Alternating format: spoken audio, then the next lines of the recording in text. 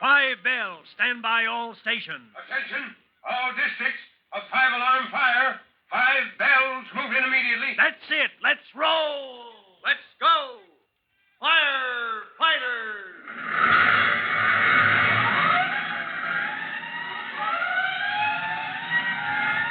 Presenting Firefighters, the true-to-life story of our unsung heroes who stand ready to ride by day or night against our most murderous enemy, the demon of fire.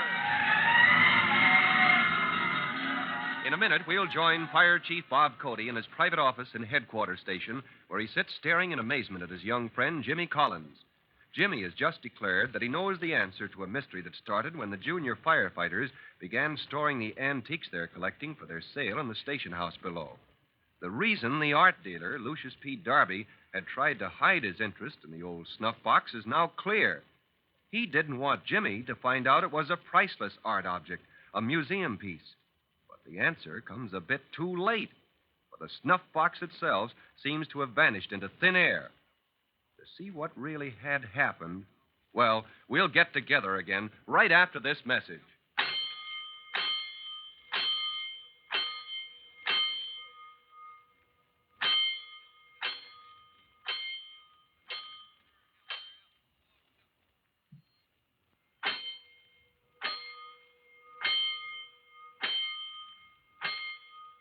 Let's go, firefighters.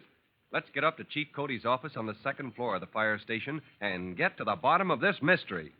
Earlier this evening, Jimmy's sister Trudy had found a picture of the missing snuff box in a book on rare antiques. It was a valuable collector's item, missing for many years. That is, until it turned up among the things donated for the junior firefighters sale. And now it's gone again. And Jimmy is telling the chief. I'm sure that antique dealer, Mr. Darby, is behind this somehow, sir. I wonder. He couldn't have hidden it here. We searched. I know, and he couldn't have taken it with him because he made a point of showing me he had nothing in his pockets. Still, if I had known how valuable it was, I'd have asked him a few questions. But I was the one who talked with him this afternoon, Chief. True, but I just talked with him myself. He was out walking that dog of his in the neighborhood of that false alarm I just came back from. That's funny. Shop is over on Cedar Street, he said. Yeah, I guess the trucks attracted him. Anyway, he asked so many questions I had to shoo him off. That old fellow was a bug on fire equipment. No, he's not, Chief. He's not. What do you mean? The boys had trouble keeping him off the truck while we checked that false alarm. Did you find out who turned it in? No, we didn't. Say, are you hinting... All I know is Mr. Darby also pretended he was interested in fire trucks this afternoon. But he didn't know a pumper from a hook and ladder. Well, lots of people don't. I can't see... But I can. I can see everything now. You mean... Jimmy, you know how that doggone snuff box just up and vanished? Sure, it's easy. You come downstairs and I'll show you. You're not telling me it's still down there. Oh, gosh, no. I can't even prove anything. And you'll have to help me after I explain. Explain what? About the jade snuff box. I know where it is now. And I know how it got there. Let's go, son. A moment later, Chief Cody is surprised when Jimmy walks right past the assortment of old furniture in boxes holding the bric-a-brac that's been collected for the junior firefighter sale. Now, look, son. I know how interested you are in firefighting equipment, but we've got no time to waste. Right now, Chief, I'm interested in this truck because it's the one Mr. Darby was interested in this afternoon. The pumper? Why? I think I know. We were standing pretty close to it when I showed him the snuff box. And you should have seen his eyes pop out when he saw it. Well, it's a mighty fine pumper, if I do say so myself. Ah, gee whiz, Chief, I'm talking about the snuff box. He wanted it awful bad. If it's as valuable as you say, $10 wasn't much to offer you for it. But he was trying then to keep me from knowing what he'd found. Still, when you told him the sale hadn't started yet, he asked you to save it for him, Jimmy. Well, that's where he made his mistake. When Mr. Darby saw I wondered why he wanted it so badly, he changed the subject right off. To the truck here, huh? Yeah, he made like he knew all about it. But boy, was he dumb. I'm trying to think what we talked about. Let's see, I told him how the truck engine acted as the pressure pump, and we talked about the size of the hose. That's it. For Pete's sake, what's it? He mentioned that big gauge hose on the side of the truck himself. Now I see why. He was looking for a place to hide that snuff box. Oh, that would be a crazy place. How'd he know we wouldn't use that line? Because I told him you wouldn't use one that big for the average fire, sir. And that decided him. He shoved that little box right down into the mouth of the hose. And you let him do it? Well, that's nonsense. There was an alarm, remember? I went over to check with the man at the desk and see where it was. Mr. Darby took that box and hid it the minute my back was turned. Then, when you came back, He made sure you'd know he didn't have it on him, and he walked out. Right. Boy, is he a smart old cookie, Chief. Well, there's just one thing.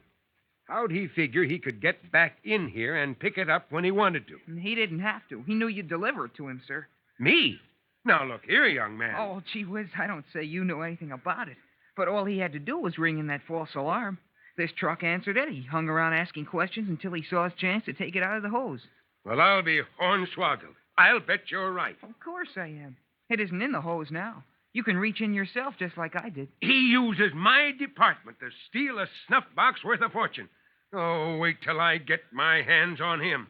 Come along, son. I'm going to phone Mr. Lucius P. Darby and ask him a thing or two right this minute.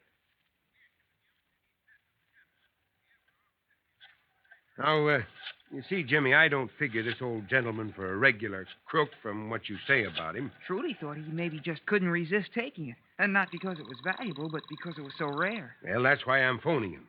We'll give him a chance to explain. If he doesn't, we'll go to the police. Hello, Lucius P. Darby, Antique Shop. Oh, this is Chief Cody, Mr. Darby. I talked with you at that false alarm less than an hour ago, remember? Oh, of course.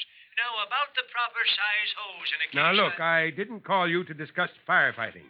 That snuff box you were interested in this afternoon. Oh, yes, the fleur-de-lis pattern in jade. Unquestionably French.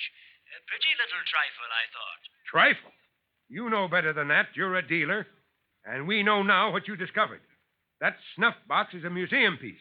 It was a gift to King Louis XIV of France, and it's been stolen. Well, in that case, why don't you take it up with Louis? It's no concern of mine. But a false alarm is my concern, Mr. Darby.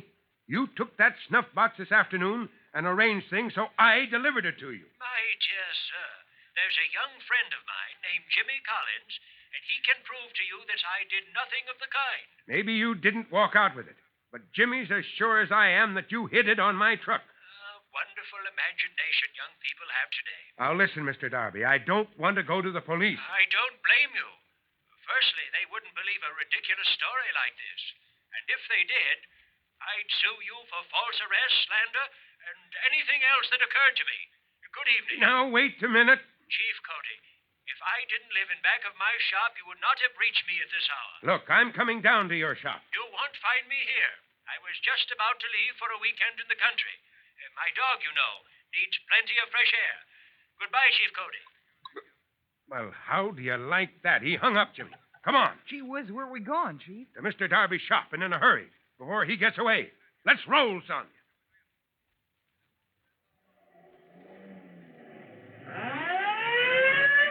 Boy, I never went to a fire in the Chief's car before. We're not going to a fire. Oh, this is just as exciting. And now I've cooled off a bit. It's kind of foolish, too. He'll be gone by the time we get there, I'm afraid. We're making awful good time. There's just a bare chance.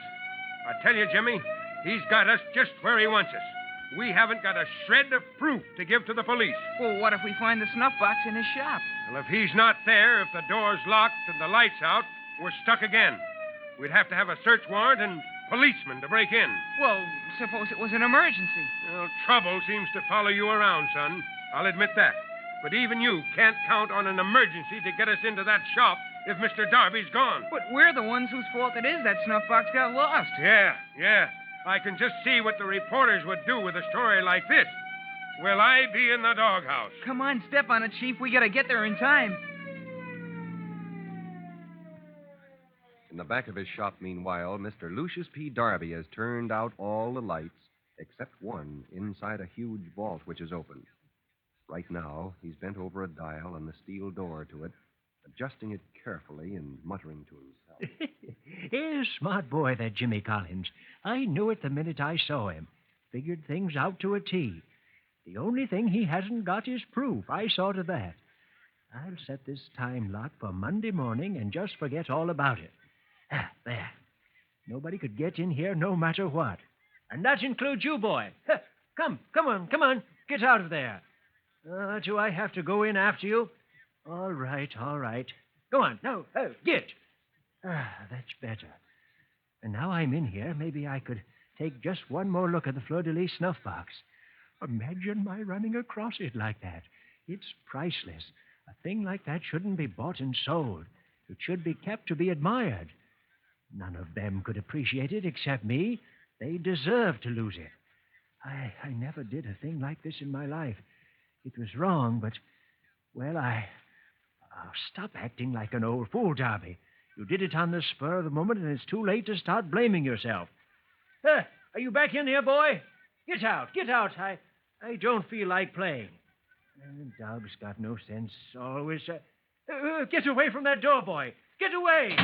Oh, good heavens. He pushed that door closed. I'm locked in here. I'll suffocate. Nobody knows I'm in here. Whatever I did, I don't deserve this. I don't deserve this. Well, in a way, it does seem as though Mr. Darby faces a more terrible punishment than he deserves. Of course, Chief Cody and Jimmy are on their way, but won't they think he's gone for the weekend when they arrive? And even if they knew he was in the vault, what could they do in the face of an already set time lock?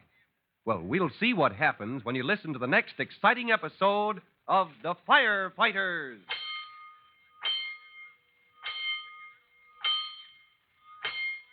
In a minute, Chief Cody will tell you, boys and girls, of a way to help the firefighters in your town. But first, here's an important announcement. Now, Chief Bob Cody, and a special notice for all firefighters. Chief Cody. Hello, boys and girls. It's probably your job to mow the lawn. But always remember one thing. Keep that dry grass away from buildings and fences. Always finish your job by raking it up. Dry grass and leaves left near buildings can be a menace. Until next time, this is Chief Cody saying, so long. Fire Chief Cody and the young rookie fireman Tim Collins will be back on the same station the next time you hear...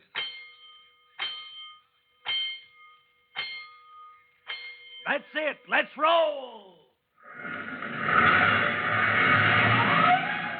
Let's go. Firefighters. Firefighters is a copyrighted feature of William F. Holland Productions.